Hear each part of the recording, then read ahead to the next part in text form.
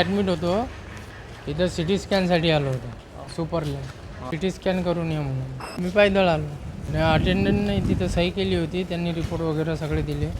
CT scan करून या म्हणून.